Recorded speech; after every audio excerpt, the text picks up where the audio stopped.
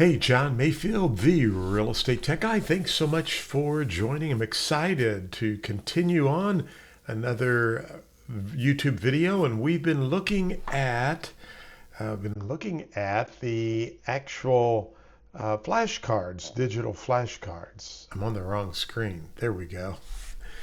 Hey, I have been excited about the digital flashcards because we've got some really cool ways that you can use these. They're designed for you to look at them on your mobile phone. So if you are using a mobile phone, you just can put them right on your mobile phone, begin the session, and you can actually look at these. Now, I have added from the mobile phone audio recordings, and I will be taking today's audio recordings. And so if you want to listen to the audio, you can hear me. If you flip this over, you will notice that some of these I do have some additional information. And by the way, if you want to fast forward through my extended talking, you can do that as well. But again, there's no need to listen to the audio. They are available if you want to use the flashcards. So keep that in mind. I think you might enjoy that, and especially if you're out and about, because I'm trying to add some additional information to the digital flashcard. So let's get into today's session. We're going to look at, again, agency, and we're going to pick up where we left off before. So I'm going to actually, I think I'm going to put this in the, put this back down here. We'll get down to the, trying to see, there we go. Let me get over here, and we're going to go right into the next flashcard. That's right here. So what events terminate an agency? What other events terminate an agency? That's what I really want to say. So what other events terminate an agency? We talked about this yesterday a little bit on the broadcast, and as you can see, death or incapacity, and we have to remember that it's death or incapacity of the broker or the client, okay? I told you yesterday they will ask you a question about, or give you a scenario, and they will say the salesperson passed away. Should the listing agreement be terminated? And the answer is no, because it's only between the listing agreement is between the broker and the client. So either one of them happen to die or become incapacitated, that would terminate the agreement. And again, these are also true for buyer agency agreements or any type of other agency agreement. If the property is destroyed, force of law, bankruptcy, it's another way that could terminate an agency. And we have breach of contract. Can the parties mutually cancel an agency agreement? And again, we talked about that yesterday, and the answer is yes. If you mutually agree that you want to cancel the agency agreement, nothing wrong with that. So you can definitely do that. So the answer is yes, by mutual consent, not unilaterally, okay? So it has to be mutual consent by both parties. What is a power of attorney in real estate, and when is it used? Well, a power of attorney extends beyond the normal duties of an agency agreement. So there could be some limited power of attorneys where you are allowed to sign contracts or do some other things for the client. Now, a universal power of attorney is normally court ordered, and through the universal power of attorney. It's like full power of attorney for everything. But normally, a power of attorney in real estate just gives some authority beyond typical agency signing documents if the client is unavailable. What problems arise if implied agency isn't put in writing? Well, it may lead to disputes or claims of undisclosed agency. I'm going to go over to the board for just a second. I'd love to draw some scenario or a scenario out for you, kind of just let you know what this looks like. Years ago, many of you know I've had my real estate license since 1978 when I was just 18 years of age. You can quickly figure out how old I am. If this was, I'm going to just actually draw this, redraw this here, and we're going to call this the broker. And I'll just make myself the broker here. And I'll make one of my agents down here. I'll call her Lisa. Lisa goes out and gets a listing with Bob and Sue, okay? So there's this listing agreement that Lisa gets with Bob and Sue. Now, we've already talked about this creates a fiduciary obligation between everyone, and in this case, this is Mayfield Real Estate. And so we have this listing agreement. And so Lisa works for me, and I'm just going to say that I have 23 other agents who work for me at this time, and in this example, I should say. And so all of in the old days, I'm going back, everyone who worked under Mayfield Real Estate really were working for Bob and Sue. And so everybody in the office owes this fiduciary obligation to Bob and Sue. They're the client. And so we owe care, obedience, accounting, loyalty, disclosure to Bob and Sue because of this listing agreement.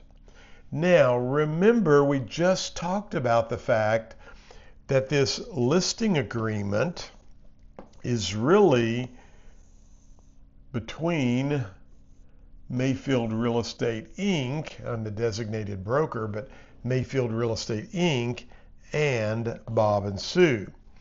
If Lisa dies, listing agreement's still valid, okay? Has nothing, Lisa, all she did was go out and get the listing. Now, what happens is, a lot of times, and I'm going to go back to sub-agency. Back in the day, someone from, I'm going to say Century 21, there was an agent there, and let's just say this was Bonnie. I knew a Bonnie who worked for Century 21, great lady, and then went to the title company and known her for a long time, and she closed many, many loans for me. So Bonnie was one of the best in the closing business. But Bonnie at one time worked for Century 21. And I'm not saying Bonnie did this, just using this as an example. So back then, we practiced what was called sub-agency.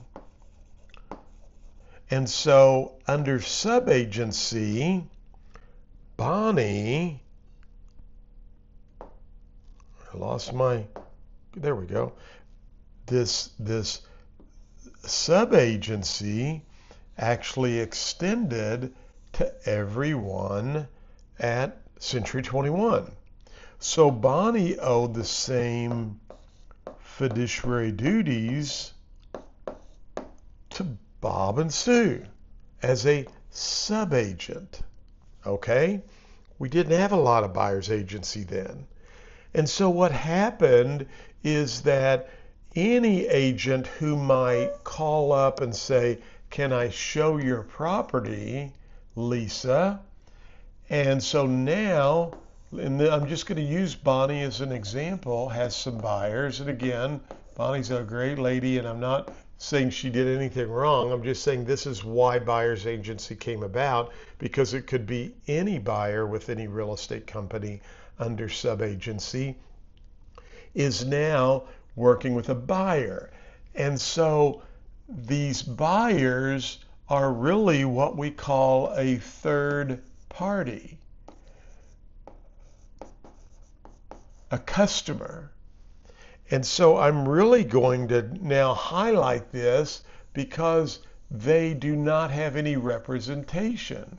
I'm getting rid of all the red for our care, obedience, accounting, loyalty, and disclosure, because really they're just out here in, I shouldn't say the code, but they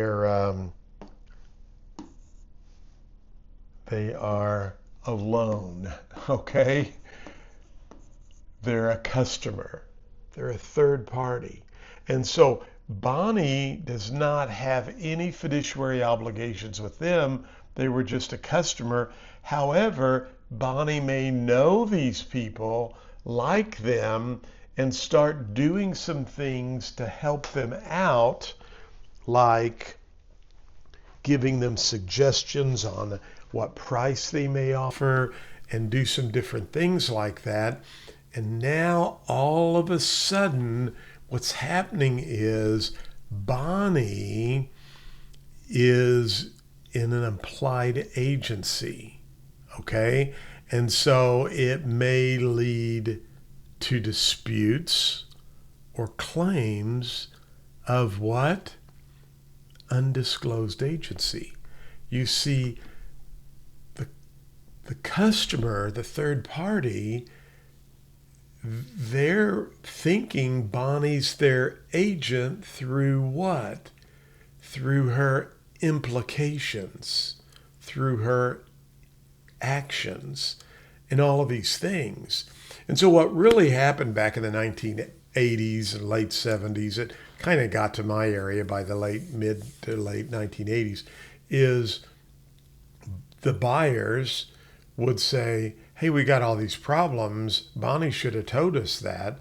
And Bonnie's lawyer would say, "Bonnie didn't work for you. Bonnie was a subagent of the seller. She worked for the seller." And then you're like, "Yeah, but we thought she was our representative." And the court might say, "Well, through the agent's actions, their actions, we have what's called an agency by implication or an implied agency." So can you see what problems could arise? So you need to be careful on the exam and look for those types of scenarios and just understand, oh, that could be an implied agency. Why? Because of their actions and implications of someone thinking they were an agent. So you want to always remember, if you don't have anything in writing, be careful, because through your actions, you could imply that you are an agent for them. What is a fiduciary duty and who gets it? What is a fiduciary duty and who gets it? Well, it's special loyalty and care owed to who? The client and principal, not the buyer. Whoops, I'm going to put this down a little bit here. So not this fiduciary does not apply. There's a break in the chain there because they're on their own. They are a customer.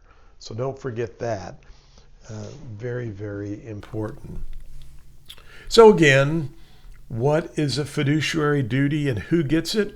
Well, it's special loyalty and care, COLD, COALD, to the client and principal, not the customer. And again, I want you to know I'll be adding audio to these for you as well, so you can hear some of these further explanations. So, what are the traditional fiduciary duties? Cold. Well, care, obedience, accounting, loyalty, and disclosure.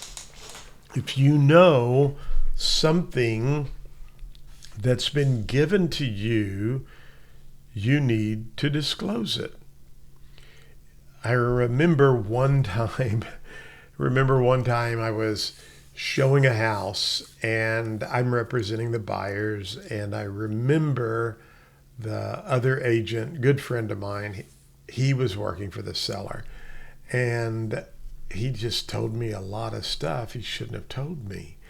And now I'm working for the buyer, and so I have a duty of disclosure.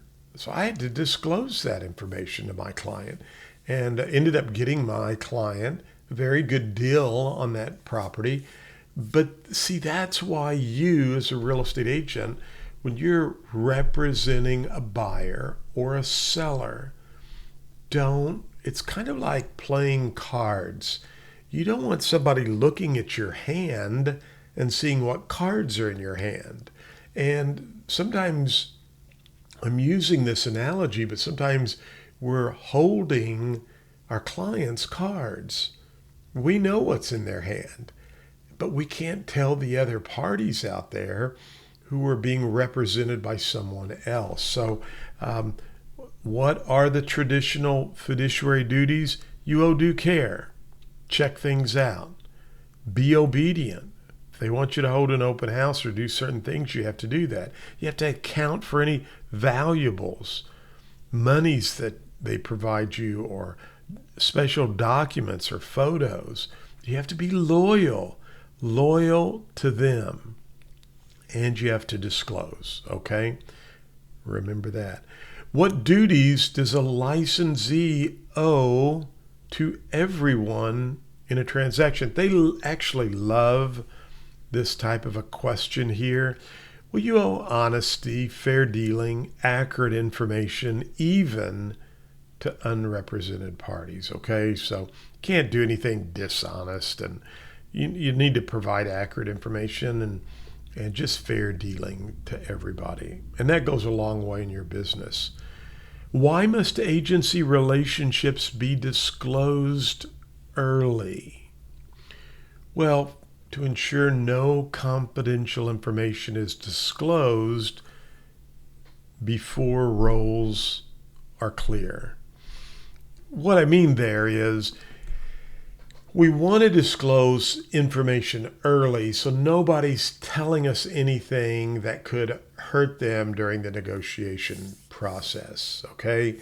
And so in Missouri, we have a Missouri broker disclosure form. Many states that I offer global real estate school courses in have disclosures that have to be done in a timely fashion. And so you just need to let people know that, so they don't start telling you things that could hurt them during the negotiation process. So, very good question there. Why is written agreement needed for dual designated agency, and what if parties don't agree? Well, the law requires written consent. If the parties don't agree, you can't proceed in that agency type. So, most all states require you get your agency agreement in writing before you start down that path. And if you can't get anything in writing, then you can't proceed to represent them in the transaction. What personal conflicts must be disclosed? Well, if you have an interest in the property or family ties or financial gain, naturally you have to disclose that. I was reading questions yesterday. There was a couple of questions just like that. So, that only makes sense that we have to disclose any kind of personal interest or family ties. Why must a licensee disclose their licensed status if acting as principal? Well, you don't want any unfair advantage, or in this case, because they have an expertise advantage over the public.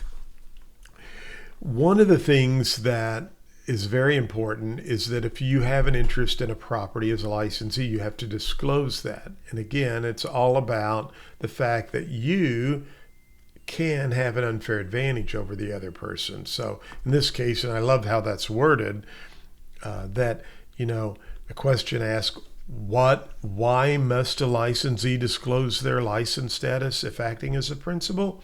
Because they have an expertise advantage over the public, and the public needs to know they're dealing with somebody who's an expert, okay?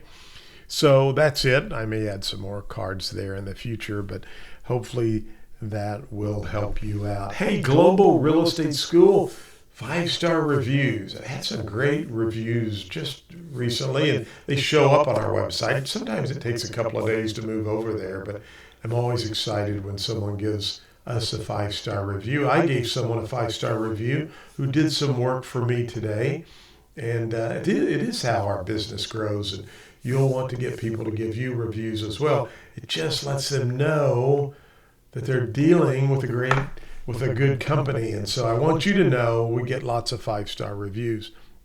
I'm going to move over here. And everyone with Global Real Estate School, look in your content library, because this is included absolutely free with your subscription plus other stuff. So I'm giving you some new coaching information that will be available very, very soon, and you'll have that after you pass your test. So I'm not only just helping you pass the exam, I'm also helping you with growing your real estate career. So this $98 is free if you're a Global Real Estate School student, but I have lots of people who go to other schools who can't pass their exam and say, John, I need your help. I've watched you on YouTube. You've helped me out a lot. You need to get this. There's audios, there's exam questions. You get these new digital flashcards that I'm doing with the audios, and you get some other things to help grow your career.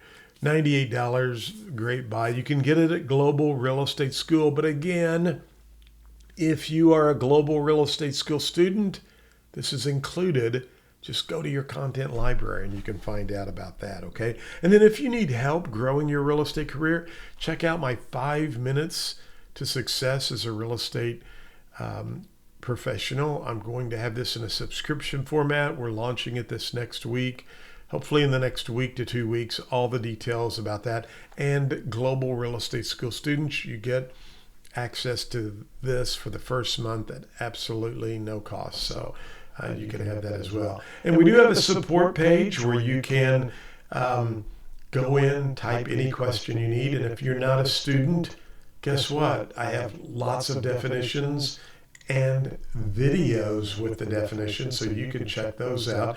Just go to Global Real Estate School Support, type in the definition you're having trouble with. You'll probably find it, like meets and bounds, and click on it. It'll take you right over to that specific topic. I've also got all of the candidate handbooks. You can access those from all the states that we are approved in, and so much more. Well, we're looking for subscribers. Hello, subscribe. I'd love to have you. And I'm not only just doing real estate definitions, I'm going to be doing more on how you can grow your real estate career through some marketing and lead generation ideas. But you got to subscribe if you want to get access to that. So be sure and do that. Well, it's been another fun episode with you. I hope you've enjoyed it. And a second episode from my brand new residence, my brand new office. My wife and I sold our home recently, and we are living in a condominium now. We love it. We had to get rid of a lot of stuff. And I did some videos for my course on condominium ownership and different things that you need to know for the test. But I'm going to be doing more. So stay with me. I'll be adding the audio from this to the digital flashcards. And again, just so you can see, if you are interested in the digital flashcards, they have audio front and back. These are really cool. If you are on a mobile phone, you just take your finger and slide around, or you can put it in landscape, landscape mode. That's what I wanted to say. Vertically, and you can take a look at those, or horizontally. Vertically is this way, right? I always remember that. Vertically is close to the U in the alphabet for up and down, but these look really cool on a mobile phone and tablet. You can look at them or right from your computer like we've done today. And I have all of the various flashcards for all the sections. Valuation, I'm going to be going through a lot of these so I can record the audio. We're adding all of the state portion with flashcards as well, audio driven, and I think you will like it a lot. So, hey, thanks for your time. It's been great hanging out with you. I hope you will come back and subscribe and join me on a future episode. Follow me on X, and we're on TikTok. We're on Pinterest, LinkedIn, Facebook. Hey, we're all those places. So, and I'm putting this on YouTube Shorts as well. So, globalrealestateschool.com. We want to have you as a student, and be sure and tell your friends about us as well. Hey, as always, thanks for watching. Go out and have a great day.